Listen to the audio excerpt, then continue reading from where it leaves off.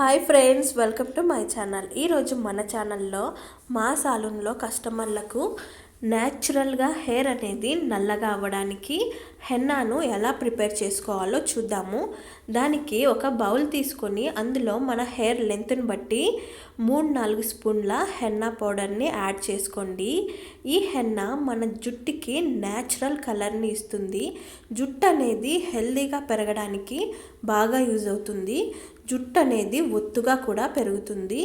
ఇప్పుడు ఇందులో మనము కలోంజీని మెత్తగా గ్రైండ్ చేసుకున్న కలోంజీ పౌడర్ని కూడా ఈ హెన్నాలో యాడ్ చేసుకుందాము.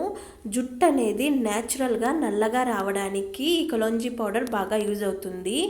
న్యూ హెయిర్ గ్రోత్కి కూడా ఈ కలోంజీ బాగా యూజ్ అవుతుంది. ఇప్పుడు ఇందులో మనము ఆమ్లా పౌడర్ని కూడా యాడ్ చేసుకుందాము.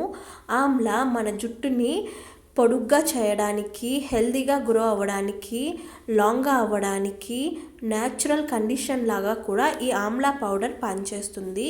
ఇప్పుడు ఇందులో మనము కాఫీ పౌడర్ని కూడా యాడ్ చేసుకుందాము. కాఫీ పౌడర్ మన జుట్టుకి కావాల్సిన కలర్ని అందిస్తుంది. జుట్టు అనేది నల్లగా అవుతుంది. అలాగే జుట్టు స్మూత్గా అవ్వడానికి కూడా బాగా యూజ్ అవుతుంది. ఇందులో మనము ఏ హెయిర్ ఆయిల్ని అయితే యూజ్ చేస్తామో ఆ హెయిర్ ఆయిల్ని ఇందులో వేసుకోండి.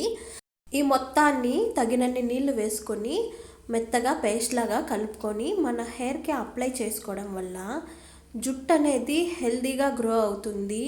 జుట్టు అనేది న్యాచురల్గా నల్లగా అవుతుంది.